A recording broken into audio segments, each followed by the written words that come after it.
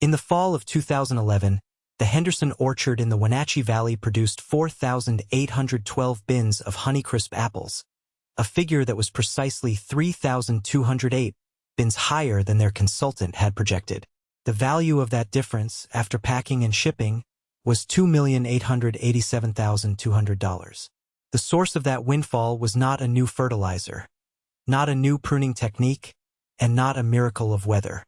It was 18 unwanted beehives, acquired for the cost of gasoline and a long day's drive, by a man who believed that what is discarded often holds the most value. The story of that harvest is not really about apples or bees. It's about two kinds of knowledge, one ancient and one modern, and the quiet collision between them on 220 acres of volcanic soil. Let me tell you about the Henderson Orchard. It was not the largest in the valley, nor the oldest, but it was known for its consistency. For 50 years, under the stewardship of John Henderson Sr., it had produced a reliable, if unremarkable, crop of red delicious apples. But the market for red delicious had been softening for a decade, a slow erosion of price and prestige. In 2009, John Sr., at 68 years old, handed the day-to-day operations over to his son, David. David was 28, with a degree in business from the University of Washington and a deep, gnawing anxiety about steering the family legacy into the modern age. His first major act was to borrow $12 million to rip out 150 acres of the old red delicious trees and replant with the finicky, high-risk, high-reward Honeycrisp variety. It was a bet-the-farm decision, and the first 2 years were terrifying. Honeycrisps are notoriously difficult to grow. They are susceptible to bitter pit, a calcium deficiency that renders the fruit unmarketable. They require precise thinning and careful handling. The first harvest in 2010 was a disappointment. They picked only 1,450 bins, barely enough to cover the season's operating costs, let alone service the new debt. The pressure on David was immense, a physical weight he felt in his chest every morning when he woke before dawn. So for the 2011 season, he did what any modern, data-driven manager would do. He hired an expert. Mark Renslow was 32 years old. He had a master's degree in horticulture from Washington State University and a client list of the most profitable orchards in the state. Renslow was the epitome of the confident outsider. He wore clean, logoed polo shirts and carried a tablet on which he displayed charts, graphs, and predictive models. He spoke in the language of inputs and outputs, of efficiencies and key performance indicators. He was not evil, he was simply certain. He believed that an orchard was a factory whose roof was the sky. Every variable could be and should be controlled. Renslow's plan for the Henderson Orchard was comprehensive. He prescribed a new pruning regimen, designed to create a fruiting wall that was more efficient to pick. He specified a foliar spray schedule of calcium and micronutrients, timed to the day, to combat bitter pit. He analyzed the soil and adjusted the fertilizer mix, increasing nitrogen by 8% and potassium by 12%. And he built a projection model. Based on the age of the trees, the pruning method, and historical weather data, he forecasted a yield of 1,604 bins. It was a 10% improvement over the previous year, a realistic, defensible number that would represent steady progress. To David, drowning in uncertainty, Renslow's confidence was a lifeline. He approved the entire plan, a budget of $340,000 for the season's inputs. The most expensive single-line item on that budget after labor was pollination. For 220 acres, Renslow specified 440 rented beehives, at a cost of $185 per hive. A total of $81,400 to ensure the blossoms turned into fruit. It was a standard, non-negotiable cost of doing business. A closed system. Now, let me tell you about Silas Blackwood. In the spring of 2011, Silas was 74 years old. He lived on a 7-acre parcel of land that abutted the eastern edge of the Henderson Orchard, a plot his grandfather had bought in 1921 for $300. Silas had been a beekeeper for 60 of his 74 years. He was a quiet expert, a man whose knowledge was not in books or on tablets, but in his hands, in his eyes, in the way he could smell a change in the weather. He was known in the valley for two things: his almost supernatural calm around stinging insects, and his refusal to ever throw anything away. His posture was permanently stooped from a lifetime of lifting 90-pound hive bodies. His uniform was a rotation of faded flannel shirts and worn denim jeans, clothes that smelled faintly of wood smoke and beeswax. Silas's knowledge was inherited. He still used the hive tool his father had forged from a leaf spring off a Model T. It was worn smooth in the handle, a dark patina of steel and sweat. His smoker, a dented copper can with a leather bellows, had been his grandfather's. It was nearly 100 years old, the bellows patched with bicycle inner tubes, but it worked perfectly. In a small wooden chest in his workshop, he kept his most precious inheritance, a collection of queen bees. Not live queens, but their genetic legacy. For 80 years, the Blackwood family had been raising their own queens.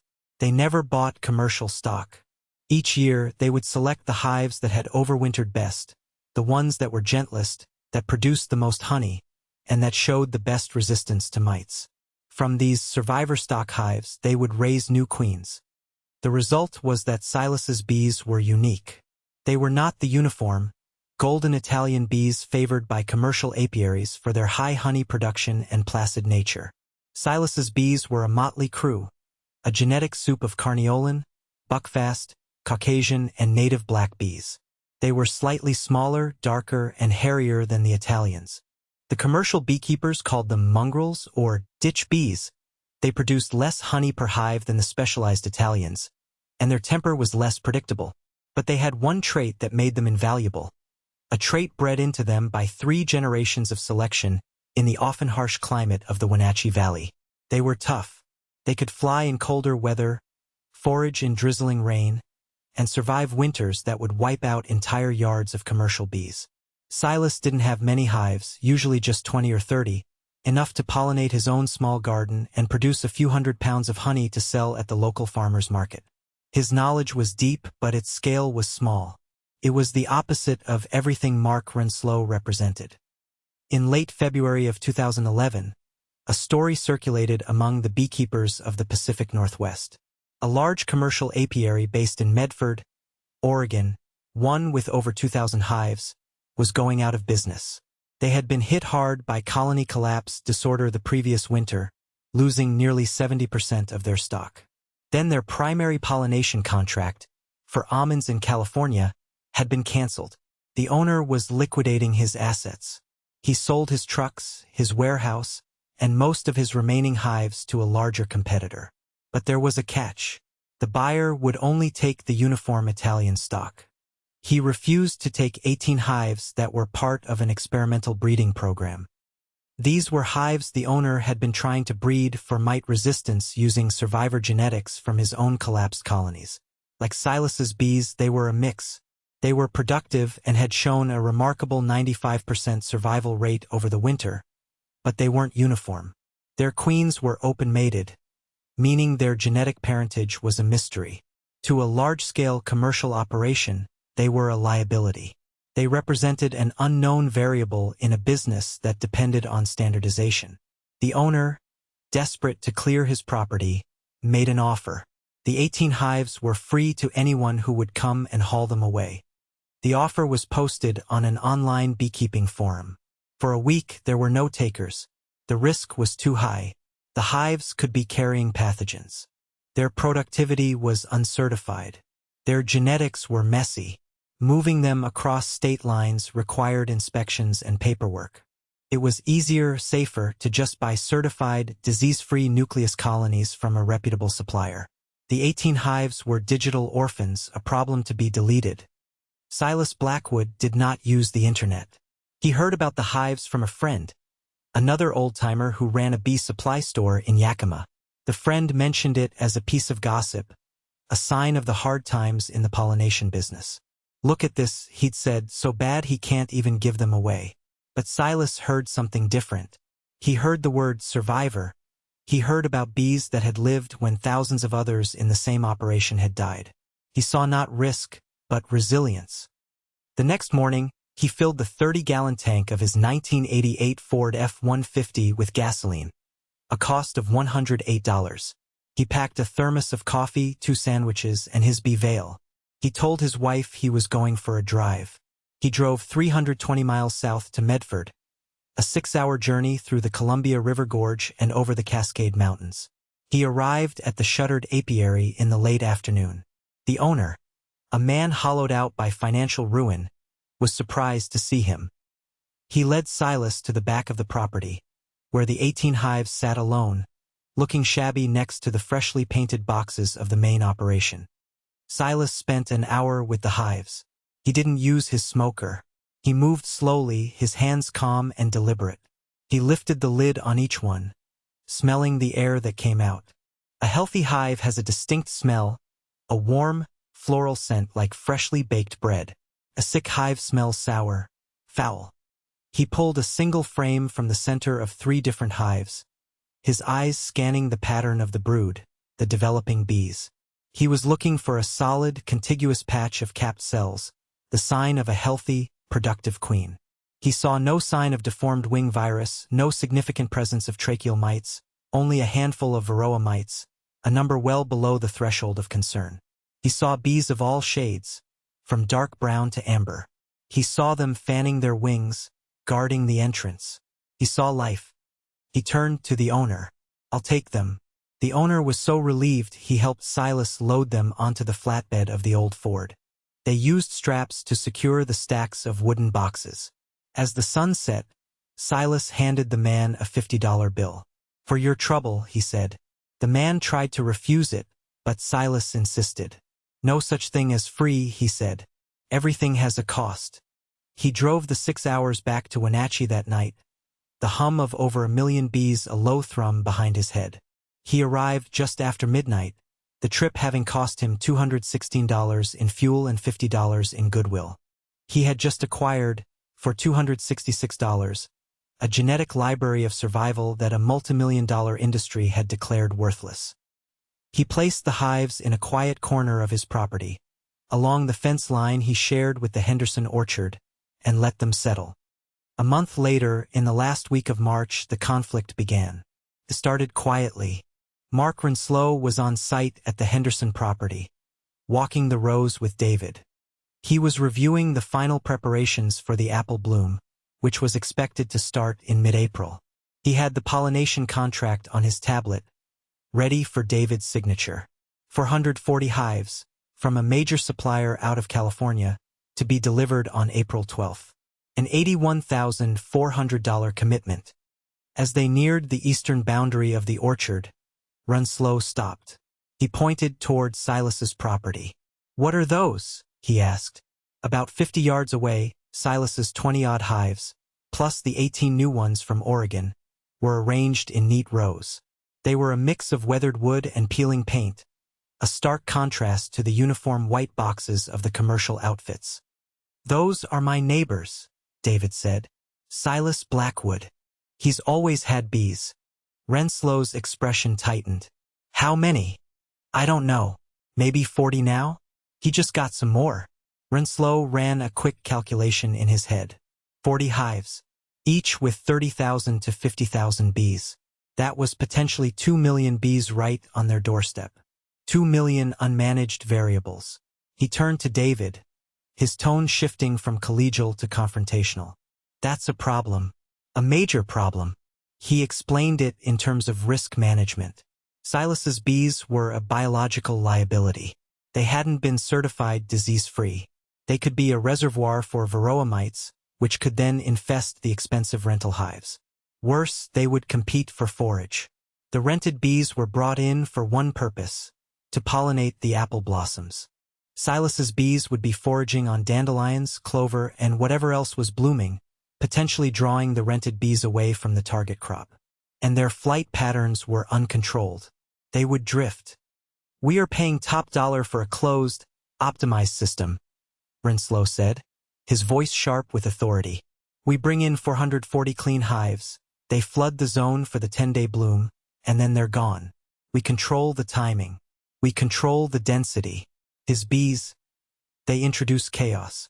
They need to be moved, at least 5 miles away.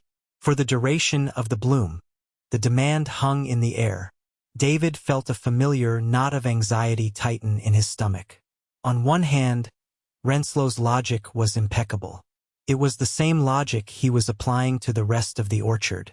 Control the variables to guarantee the outcome. On the other hand, the idea of telling Silas Blackwood what to do with his bees felt like telling the river to run uphill. That evening, David walked over to Silas's property. He found the old man in his workshop, meticulously cleaning beeswax in a double boiler on an old hot plate. The room smelled of honey and propolis, a scent David associated with his childhood. He'd known Silas his whole life. David, feeling like a teenager asking for the car keys, laid out Renslow's concerns. He used the consultant's words: biological liability, mite vector, uncontrolled variable. He tried to make it sound reasonable. A simple matter of protecting their investment. Silas listened without interrupting. He scraped a block of golden wax with his thumbnail, his attention seemingly focused on the task. When David finished, the only sound was the gentle hiss of the hot plate. Finally, Silas looked up. His eyes, clear and blue, held no anger, only a deep, weary patience. He didn't raise his voice. He stated facts. He said, "Your consultant is worried about my bees carrying mites to his bees. Let me tell you about those bees you rent. They come from California, where they just spent a month pollinating almonds. They've been trucked 800 miles. They're stressed, and their immune systems are weak. They're fed sugar syrup and pollen patties because there's nothing else for them to eat. They are far more likely to be carrying disease than my bees, who have been living right here on the same land for 80 years. He paused, letting the words settle. Then he addressed the second point. He said, "He is worried my bees will compete with his bees." "What kind of bees are you renting?" "Italians," David said. "The contract specifies Italians." Silas nodded slowly. "Italians are good bees, good honey producers, but they're particular. They don't like the cold. An Italian bee won't leave the hive to forage until the ambient temperature is at least 55 degrees, and they don't really get working hard until it's over 60. My bees," he gestured with his head toward the yard, "especially those new ones from Oregon, they're part carniolan. They're darker. They absorb more sunlight. They'll fly when it's 52 degrees, sometimes 50 if the sun is on the hive." He looked David straight in the eye. "What's the long-range forecast for April? Cold and wet. You're paying $81,400 for bees that might spend half the bloom huddled in their boxes trying to stay warm. My bees will be out working. They aren't competing with your bees. On a cold day, they'll be the only bees you have." The conversation was over. Silas had not debated. He had educated. He did not make a counteroffer. He simply stated the world as he knew it to be. The final, unanswerable line came as David was turning to leave. "Your consultant thinks an orchard is a factory. But a factory doesn't have to worry about a late frost. A factory doesn't get rained on. An orchard is not a factory. It's a conversation with nature. You can't dictate the terms of that conversation." David walked back to his house in the twilight, the clean, logical certainty of Renslow's world now seeming fragile, brittle. He was caught between two faiths, the faith in data and the faith in dirt. That night, he made a compromise.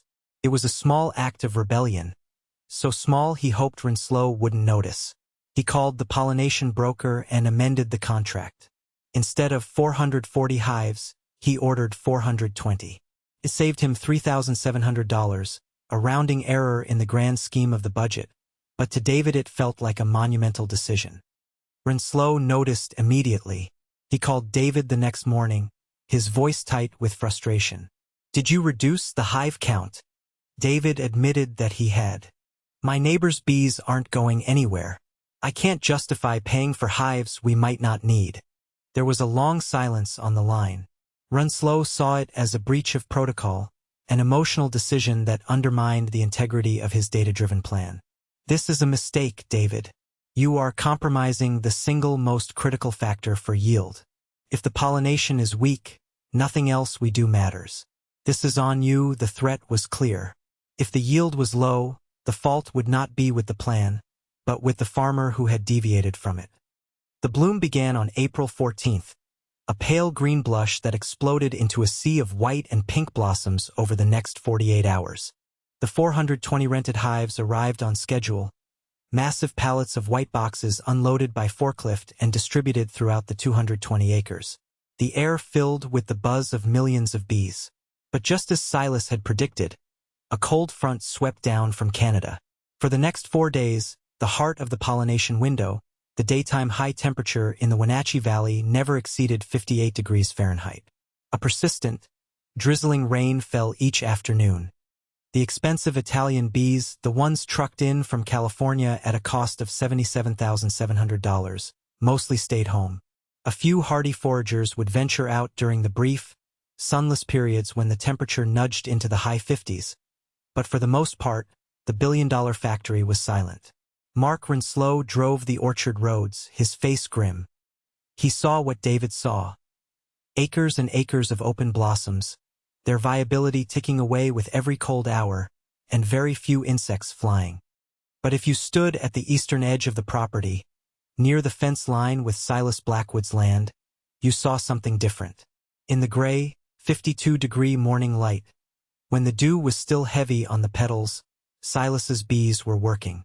They were the dark, fuzzy ones, the survivors from Oregon and the descendants of Silas's 80-year-old local stock. They moved methodically from blossom to blossom, their legs dusted with yellow pollen. They were not a swarm. They were not the overwhelming force of the 420 commercial hives. But they were there. They were flying when the others were not. They were having the conversation. Renslow was dismissive. He saw them, but he discounted them. "It's a drop in the bucket," he told David, standing by his truck and looking out over the sea of unvisited flowers. "We needed a flood and we got a trickle. The cell division in these blossoms is happening right now. If they're not pollinated in the first 72 hours, the fruit size potential is permanently compromised. We've lost a huge percentage of the crop already." He started adjusting his model on his tablet, inputting the temperature data, the rain, the reduced pollinator hours. He was already preparing the narrative of failure. The bloom ended. The cold front passed and the sun came out, but by then most of the petals had fallen. The rented hives were loaded back onto trucks and hauled away to their next job, pollinating cherries in Oregon. The orchard grew quiet again, the fate of the season now sealed inside the tiny, nascent fruit. The summer of 2011 was long and warm. The work of the orchard continued. Thinning, irrigating, spraying. Renslow's revised projection was grim. Factoring in the poor pollination weather, he lowered his forecast from 1,604 bins to just 1,100. He told David to prepare for another tough year to conserve cash. He repeatedly mentioned the uncontrolled variable of the neighbor's bees, not as a help, but as a confounding factor that made accurate prediction impossible. The narrative was set. A difficult season, made worse by a farmer's emotional decision to deviate from the plan. Meanwhile, Silas Blackwood tended his bees. He watched his 18 new hives thrive. He saw them bringing in pollen of all colors. The bright yellow of the apple blossoms, the pale orange of dandelion, the deep red of clover. It was a sign of a diverse, resilient diet. In July, he harvested the spring honey. The honey from the new hives was light and fragrant, with a distinct, unmistakable note of apple blossom. He filled a quart jar, walked over to David's house, and left it on the porch with a simple note, a down payment. David didn't understand what it meant. He was too consumed with worry. He walked the rows, watching the small green apples grow. They looked good. The fruit set seemed stronger than Renslow's warnings would suggest. Where he expected to see clusters of 2 or 3, he was seeing 4 or 5. The thinning crews had to work harder than projected, removing excess fruit to allow the remaining apples to size up. It was an early sign, a whisper of a different outcome, but David was too conditioned by Renslow's pessimism to trust it. He saw the expense of the extra thinning labor, not the promise of a heavier crop. Harvest began on September 28th. The pickers, mostly seasoned crews from Mexico, started in Block 7, the oldest of the Honeycrisp plantings. The first truckload of filled bins, 20 bins per truck, went to the co-op warehouse that afternoon.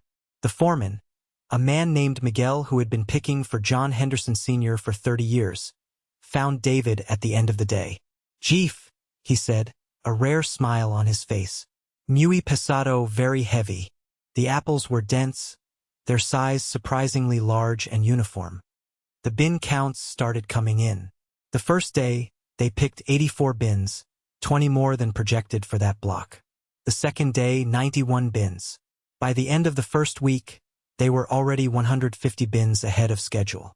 David felt a flicker of hope, but he suppressed it. These were the best blocks. The numbers would surely fall off as they moved to the younger trees. But they didn't. The numbers kept climbing. The pickers were working at a frantic pace. The apples were so plentiful and of such high quality that the sorting and grading process was faster than usual. They were running out of empty bins. David had to call the co-op and arrange for an emergency delivery of 200 more. Mark Renslow visited the orchard in the second week of harvest. He walked the rows with his tablet, his face a mask of confusion. He watched the pickers filling their bags in record time. He saw the bins stacked high, waiting for transport. His model, the one built on impeccable data and logic, was not just wrong. It was spectacularly wrong. He couldn't understand it. "It doesn't make sense," he kept muttering. The pollination window was a disaster. The fruit should be smaller. The set should be lighter. He attributed it to a fluke of weather, a perfect growing season that had somehow compensated for the poor start. He never once looked toward Silas Blackwood's property. He couldn't allow his system to be broken by a variable it had already dismissed. The harvest finished on October 22nd. The final bin had been picked, numbered, and hauled away. The orchard was quiet, the trees bare. The official tally would not be known until the co-op reconciled all the shipping and receiving data. The annual Wenatchee Valley Growers Alliance meeting was held on the second Tuesday of November. It was the traditional end of the season, a gathering where growers shared stories, complained about prices, and heard the final production numbers for the year. The meeting was held in a community hall. About 200 growers, packers, and suppliers were in attendance, drinking coffee from styrofoam cups. David Henderson sat with his father. Mark Renslow was there, too, sitting with a group of his other clients. After a few opening remarks, the manager of the valley's largest co-op stood up to give his report. He ran through the numbers for the region: overall tonnage, average prices for different varieties, packing house performance. Finally, he started to highlight a few standout results. "I want to call attention to one crop in particular this year," the manager said. "A lot of us have been struggling with Honeycrisps. They're a tough apple to get right, but one of our growers really knocked it out of the park. The Henderson Orchard." Polite ripple of applause. The manager looked at his notes. "David, I don't know what you're doing over there, but keep doing it." Their final packed-out number on 150 acres of Honeycrisp was 4,812 bins. He said the number plainly, without dramatic emphasis. But to the people in that room it was a thunderclap. A dead silence fell over the hall. 4,812 bins from 150 acres. That was over 32 bins per acre. The industry average was 15. The most optimistic target was 20. 32 was a number from a dream, a theoretical maximum that nobody ever actually reached. Someone in the back whistled, a low, impressed sound. Every eye in the room turned to David Henderson.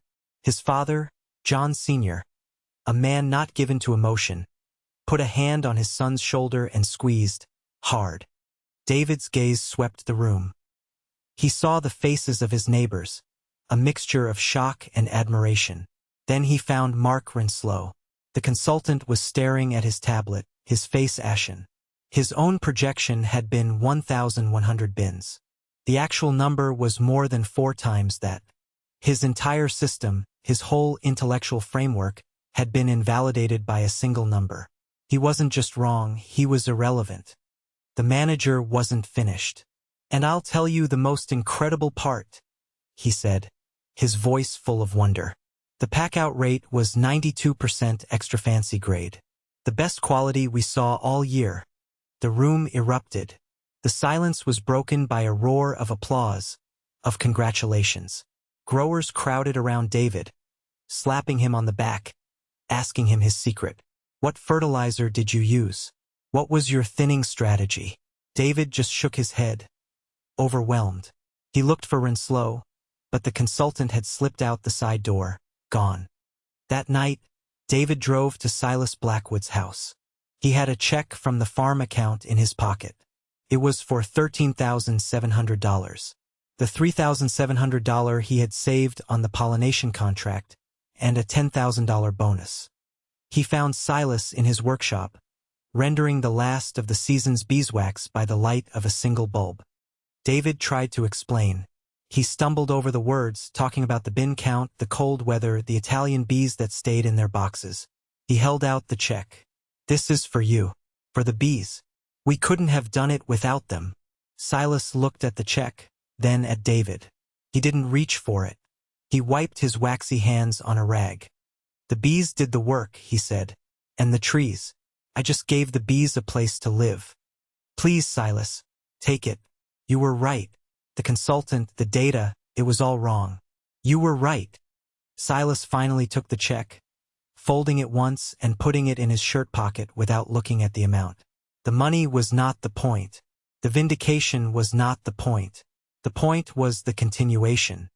The real payment came a moment later.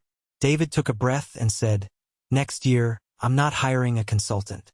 And I'm not renting any bees. I was hoping you might consider putting your hives inside the orchard. We'll pay you, whatever you think is fair." A slow smile spread across Silas Blackwood's face. It was the smile of a teacher whose student has finally, after a long struggle, understood the lesson. "Of course," he said, "the bees will like the change of scenery." The story of the 4,812 bins spread through the valley. The next spring, 3 other orchardists came to Silas, asking not to rent his hives, but for him to teach them how to raise their own survivor queens. They wanted to know about the mongrel bees, the ones that flew in the cold. Silas, then 75, started holding informal workshops on his property, showing other growers how to select for resilience, how to spot a healthy brood pattern, how to trust their eyes more than a spreadsheet. Mark Renslow's consulting business in the valley dried up within 2 years. His system was too rigid. It had no answer for the spectacular, unpredicted success at the Henderson Orchard. His certainty had been exposed as fragility. He eventually took a corporate job with an agrochemical company in the Midwest. David Henderson never again hired an outside pollination service. He and Silas became partners. Silas managed the bees, his apiary growing to over 100 hives, all of them populated by the descendants of the original Wenatchee stock and the 18 survivors from Oregon. The Henderson Orchard continued to produce record crops, even in difficult years. They diversified, planting patches of clover and other wildflowers along the orchard roads, ensuring the bees had forage long after the apple blossoms had fallen. They were no longer running a factory. They were tending a system. What happened in the Wenatchee Valley in 2011 was not a miracle. It was a lesson, written in a language of pollen and nectar. It demonstrated that the relentless pursuit of uniformity, of a perfectly controlled system, creates a profound fragility. Such systems are optimized for a narrow set of expected conditions, and they break when faced with the unexpected.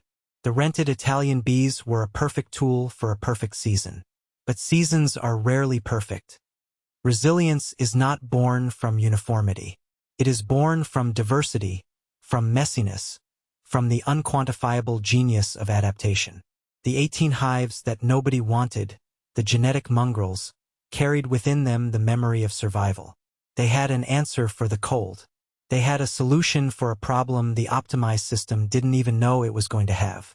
True wealth is not always found in the assets you can count, but in the resilience you build. What is rigid breaks under pressure. What adapts, endures. And sometimes the most valuable knowledge is not the one you can buy, but the one you are humble enough to inherit.